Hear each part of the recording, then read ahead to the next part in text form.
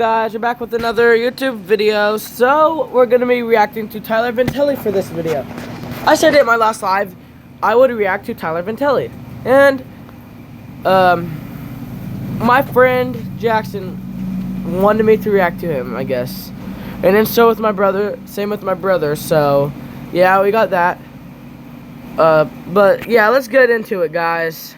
3, 2, 1, go. Most people go their whole lives without having a single near-death experience because they don't know how to put themselves in stupid situations. When they see a cliff, they think, I probably shouldn't try hanging off that. But because of my lack of brain cells, I've collected near-death experiences like Pokemon cards throughout my life, including the one I just put at the very beginning of this video. But before I tell you that story, we gotta talk about the Pennywise incident. So the first time I almost got sent to the gulag all happened because of the movie It. Now, if you've never watched this movie, the main character, Pennywise the Clown, lives in the sewers while eating children. But in the movie, he's always popping through these storm drains, spying on the kids. So after I saw this, instead of having a normal human reaction like, wow, I should surely stay away from those storm drains, my brain decided, you know what? I kind of want to see what it's like to go in a storm drain myself. And lucky for me, there happened to be one right outside my house. So one day, when I didn't see anyone outside walking around in my neighborhood, I decided this was the moment. I walked up to the storm drain that I've been wanting to go in for weeks, and I peeked inside it. It was big enough for me to climb into, but I couldn't see what was at the bottom of it with just my weak phone flashlight. But I figured it couldn't be that far of a drop if I went in, so when the moment was right and the coast was clear, I climbed down into the drain. My body was now fully inside, and I was hanging onto it with my hands. I could now see that the bottom was about a 2-foot drop, so I let go of my grip and dropped down to the bottom. It was working perfectly. It felt so cool to be at the bottom of the storm drain. But you may be wondering, Tyler, when is the part where you actually almost die? Well,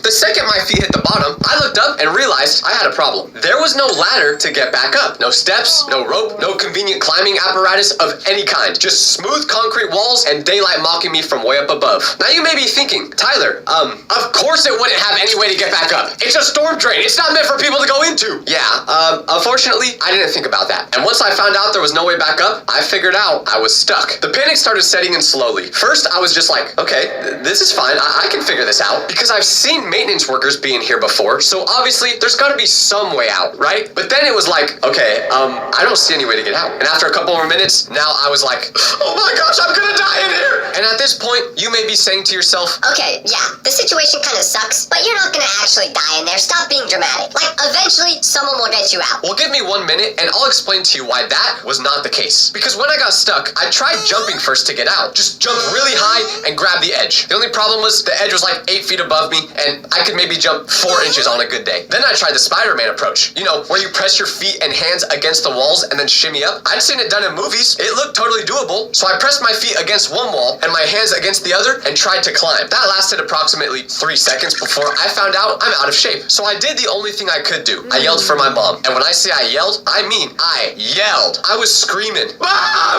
Mom, help me! Just hoping my voice would somehow reach her inside the house. Of course, she didn't hear me. She was probably inside the house making dinner, using that disgusting crock pot, which I still despise, but that's another story. Anyways, I was down there for probably 5 minutes, just screaming into the void, my voice echoing off the concrete walls, kinda scared, but at this point, I still wasn't worried. But then, I felt something fall onto my head. I touched my head to see what it was, and it felt wet. I didn't think much of it until I felt another drop on top of my head, and then another, until after a couple seconds, I realized it was starting to rain outside, and I could now see drops falling through the opening above me, and that's when the panic really hit. If it rains really hard, and this drain fills all the way up, I'm gonna drown, so I knew I was probably cooked. Luckily, some people were going for a walk in the rain, just a nice couple taking an afternoon stroll, and they heard this kid screaming bloody murder from underground. So they came over to the storm drain, looked down, and saw me standing there looking like a wet rat, and I was just like, hey guys, can you get my mom? She lives at that house right there. They were probably so confused, but bless their hearts, they didn't ask any questions. They were just like, okay, we'll go over to your house. So they knock on the door, explain the situation, and my mom comes sprinting out of the house when these strangers told her what happened. I like to imagine that there was a brief moment where she thought they were joking, but then she came over, looked down, made eye contact with me, and I watched her face go through about 17 different emotions in 3 seconds. First there was confusion, then realization, and then disappointment, and finally anger. She asked me how I got down there, and I just said, can you ask questions later when I'm... Yeah. like to do it that way. I swear to God, forget me. Stupid ads. Annoy me so Disappointment and much, finally bro. anger. She asked me how I got down there, and I just said, "Can you ask questions later when I'm not getting drenched by sewer water that's filling up by the second?" She agreed, but she didn't know how to get me out. We couldn't fit a ladder through there. She wasn't strong enough to just throw me a rope and pull me up, so she ended up doing the only thing she could think of, calling the fire department. So now there's fire trucks showing up to my house. Multiple fire trucks, actually. Neighbors started coming out to see what was happening. The firefighters arrived, and to their credit, they were very professional. They didn't laugh at me, at least not to my face. I wouldn't have blamed them if they laughed at me behind the scenes, but they addressed the situation and had to build a makeshift ladder just to get me out. They pulled me out of that drain covered in a mix of dirt and sewer water, which probably meant I was covered in all the neighbors' dookie. So just remember, if you're scared of Pennywise, that man literally lives in people's dookie. That's just embarrassing, but not as embarrassing as this next story. Now this one isn't technically about me almost dying, but it's about another person almost dying and it being my fault. This also happened when I was 7 years old. And I think this story is worse because if my stupidity hurts me, oh well, but my stupidity hurting other people is where I draw the line. So let me explain what happened. My grandpa suffered a stroke, which was obviously really serious and scary for the whole family. He was in the hospital for over a month, just recovering, doing physical therapy, trying to get back to normal. And we'd go visit him pretty regularly because that's what you do when family's in hospital. He could barely speak and literally had no control over the whole left side of his body. But here's the thing, sitting in a hospital room for hours with nothing to do is absolute torture when you're 7 years old. Like there's only one TV and it's on The Price is Right 24 hours a day because that's all your grandpa wants to watch. There's no toys. There's nothing to do except sit there and watch old people sleep. Or you can watch the nurses you want to marry check Gramps' vitals every 20 minutes. My grandpa shared a room with another patient who was in a coma. Unfortunately, that man didn't have family visit him as often as our family would. So sometimes we would use stuff from his side of the room. One day, while we were visiting, I reached peak boredom. I counted all the ceiling tiles. I read all the posters on the walls about washing your hands. I'd memorized the pattern on the floor. I needed some form of entertainment badly. But that's when I noticed that on the other patient's side, the guy in a coma, there was a chair, a pretty comfortable looking chair, and nobody was sitting in it. The guy was unconscious, so he certainly wasn't going to use it, and all the chairs on my grandpa's side were taken. But I was tired of standing. So while my family wasn't paying attention, I snuck over to that side and sat down in this chair like I just discovered a secret lounge. I was going to sit there and play games on my iPad like I had been doing for the past 2 weeks. But there was only one problem. My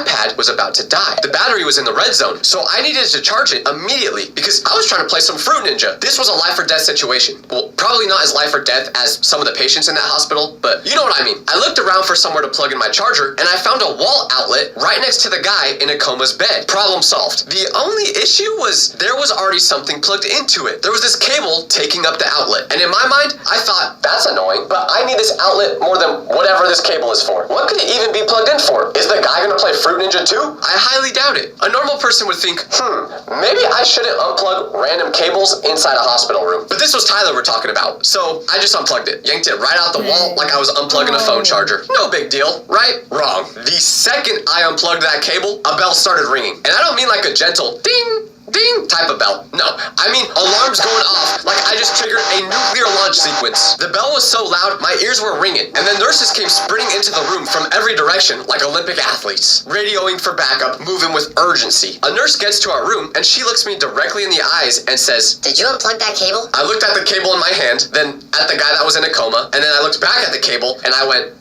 no. She knew I was lying, so she says, The cable you're holding is that man's life support. What does the life support do? So I start freaking out, and when I say freaking out, I mean having a full-on panic attack, hyperventilating, tears immediately streaming down my face, because I was just thinking, I just accidentally killed this man. I was crying so hard I could not even talk. My life was over. I was gonna be known as the kid who killed someone over Fruit Ninja. In my head, this guy was in a coma, which meant he needed life support to live, and I just unplugged him like I was unplugging a toaster. I thought it was over. The nurses were checking on the patient, looking at all the monitors, and I'm just sitting there crying, genuinely thinking I just became a murderer. But as I'm screaming out, I don't want to go to prison! I see that the nurses aren't freaking out nearly as much as I am, which was weird considering the fact I thought I just sent someone to the afterlife. But then they explained something. There are automatic battery backups for life support machines. So when the main power gets unplugged, the battery kicks in immediately, which means nothing actually happened to the patient. His life support was running this whole time. The alarms were just there to alert the staff to come come check it. I was still crying though, because, well, now my mom was gonna give me the death stare. The nurses were surprisingly chill once they realized it was just a stupid kid. They plugged the thing back in, explained why you should never unplug things in hospitals, and went back to work. So if any of those nurses are watching this video, hit me up. Okay, I'm sorry, I'll stop. So imagine this. You're driving home, same route you always take, nothing weird. Then out of nowhere, someone blows a stop sign and hits you. Next thing you know, you're on the side of the road, adrenaline still pumping, trying to process what just happened. Your car's wrecked, your head's racing, and everything feels chaotic. Your phone starts blowing up with calls and messages about the accident. What really matters is having someone on your side who actually knows how this works. Someone whose entire job is to protect you and fight for you. That's why if you're ever injured because of someone else's negligence, you can check out Morgan & Morgan. There's a reason why you wouldn't drive distracted, just like there's a reason why Morgan & Morgan is America's largest injury law firm. They've been fighting for the people for over 35 years, with more than 1,000 lawyers, 100 offices nationwide, and they've recovered over $30 billion for their clients. Hiring Morgan & Morgan is basically like having an entire legal team step in and handle everything for you. The paperwork, the back and forth, so you don't have to figure it out all on your own. And the best part is, their fee is free unless they win, because not all law firms are the same, and hiring the wrong one may mean you're beat before you even start. You can check out Morgan & Morgan at forthepeople.com/Tyler Vitelli.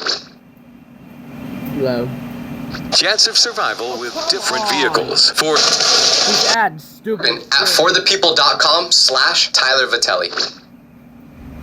But Now, at 7 years old, I was pretty dumb. Okay, you would think as I got older, I would get smarter, but no. Because when I was 12 years old, my family took me to the zoo one day. And I know what you're thinking. Oh no, you were at the zoo. The title of the video is called Times I Almost Died. You must have jumped into that lion enclosure and got thrown around like a rag doll, huh? Well, almost, but not quite. Let me explain. So we're walking around the zoo, looking at all the animals, taking pictures, and after seeing the lions, tigers, and minions, eventually we got to the gorilla exhibit. I'd been excited about the gorillas specifically because I was always fascinated by them. When you look at a gorilla, their body is pretty close to the human body, so to see them with human-like fingers and eyes was just really cool to me. Now in this exhibit, there was a big glass wall separating us from the gorillas, probably like 2 inches thick. And you would think to yourself, surely the zoo designed this place so that glass is indestructible. Like there's no way the gorilla could break through it. Well, I'm standing there at the glass and I see this massive silverback gorilla just chilling in the enclosure. At first, he was just sitting, probably thinking about gorilla stuff like bananas. But then he started walking toward the glass. Just a slow, casual walk. But then he got closer and closer. And now he's standing right in front of me, maybe 3 feet away. And he's just staring at me. Not in a friendly way either. He's making direct eye contact, looking straight into my soul. And it's just me and this tiny piece of glass separating us. But here's where I messed up, because I don't know what it was that possessed me. Maybe it was the same part that got me stuck in a storm drain. But I started beating my chest, just like the gorilla would do. I'm standing there going, "Ah!" while looking the gorilla straight in the eyes, probably looking absolutely ridiculous. And my parents were a few feet away looking at some informational sign, completely unaware their son was about to start a fight with an endangered species. And when I did this, I saw something change in that gorilla's eyes. Like a switch flipped. He went from just chilling there to, I'm about to end this kid. The gorilla's posture changed. His expression changed. He did not think what I was doing was funny. So he starts beating his chest now, and then immediately he charges at the glass. And when I say charged, I mean full on sprint. All 4 limbs on the ground, moving faster than something that big should be able to move. This 400-pound ball of pure muscle was just running directly at me with murder in his eyes. And then he hit the glass. We all flinched, but when we looked back at the glass, we realized there was now a crack. And it wasn't a small one. But then the gorilla is beating his chest, going crazy, looking like he's ready to hit it again. So all of us watching the gorilla run away from that glass. Because it looked like if he took one more hit against that thing, it would shatter, and 2 seconds later, we would all turn into his dinner. But then he did run into it again, and miraculously, the glass was still intact. A couple zoo workers came over and got the gorilla to calm down, and he stopped hitting the glass. But I still think to myself to this day, how close was that gorilla to actually breaking through that glass? But I don't have to think about what potentially could have happened for this next story I'm about to tell you, because what actually happened was painful enough. Let's call it the motorcycle incident. So my dad used to be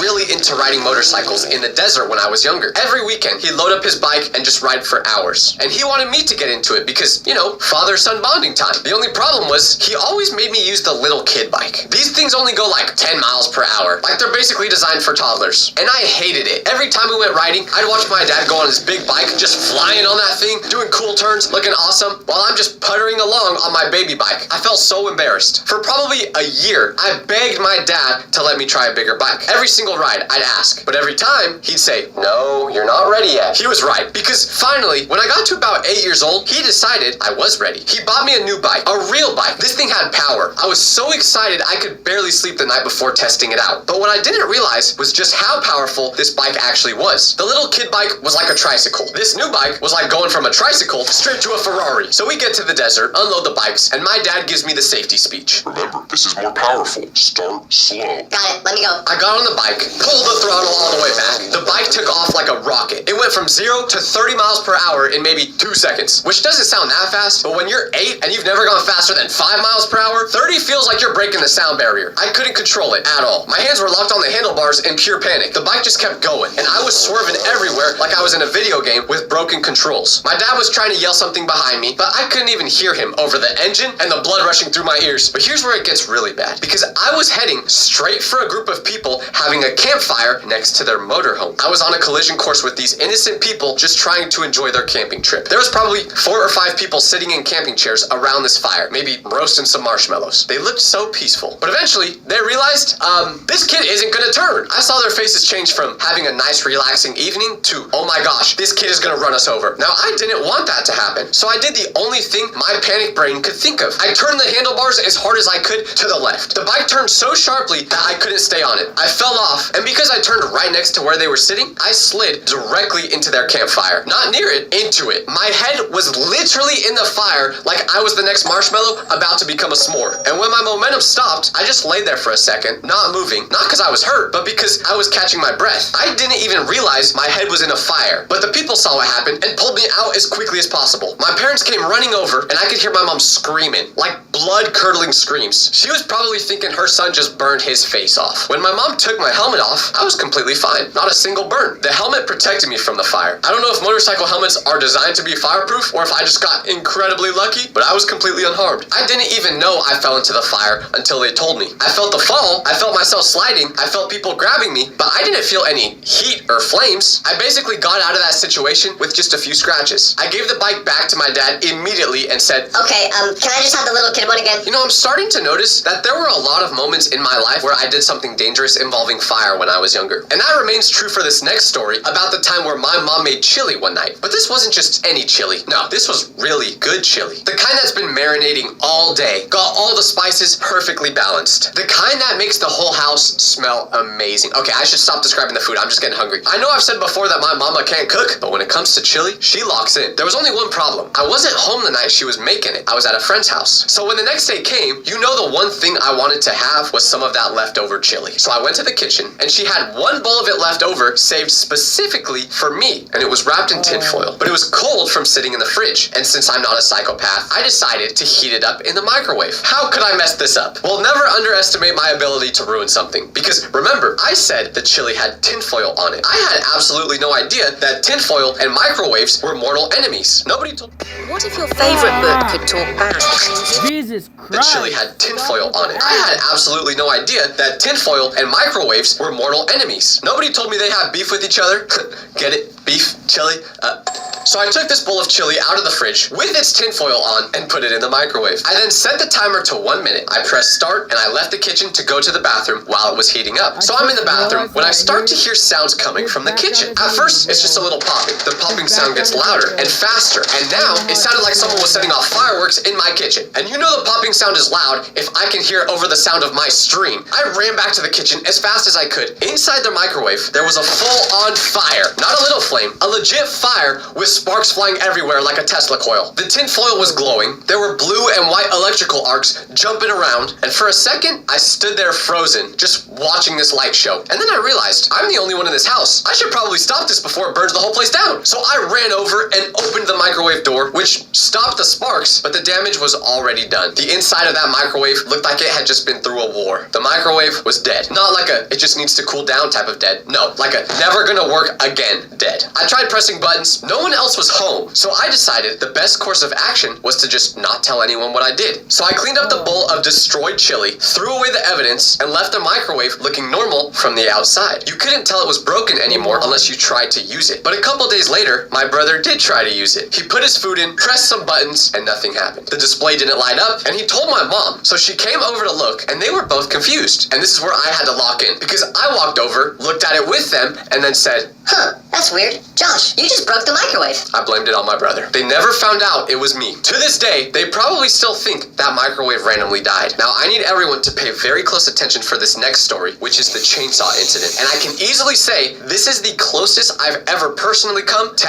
actually dying. So my dad was outside one Saturday using a chainsaw to cut something up in the backyard. My dad's out there with his murder machine, wearing safety goggles, doing everything right. And that's when I decided, you know what? It would be hilarious to sneak up behind him and give him dead legs. If you don't know what dead legs is, it's this thing where you hit the back of someone's knees so their legs buckle. So I walked up behind him, real quiet. He had no idea I was there. I hit the back of his legs. His knees buckled and he jolted forward, losing his balance. And this made him swing the chainsaw because he just lost control of it. But he swung it right in the direction of my face. Everything went into slow motion. I watched the chainsaw blade swing up. I watched the teeth on it spinning towards me. And I kid you not, that chainsaw came within 1 or 2 inches of my head. That's the difference between me telling you this story and me being a news headline. I could literally feel the wind from the blades on my eyebrows. Luckily, my dad regained his balance, pulled the chainsaw away, and immediately turned it off. He didn't yell at me. He just looked at me with this expression I'd never seen before. It was the look of a man who realized his son almost just died. And then he said, in the most calm but serious voice ever, Go inside. that was the moment I realized I should stop doing stupid things. I never actually did stop, but hey, at least I realized I should. For the Guys, last somebody stole our dog. Well, I will end this video here, guys. If you want me to do, or do you want me to do a reaction on this video? Do you want me to do a reaction on this video? Maybe I will. No, 37 minutes, that's a little long. Okay, I'll end the video here, though. I'll do a reaction on it today at some point, okay, guys? But that's it for today's video, and I'll see you guys in the next. And don't do stupid stuff like Tyler did. Y'all, please don't. I don't need y'all almost dying or dying at all, bro. So don't do stupid stuff like that. But that's it for today's video. So see you guys in the next. And peace out, y'all. Bye.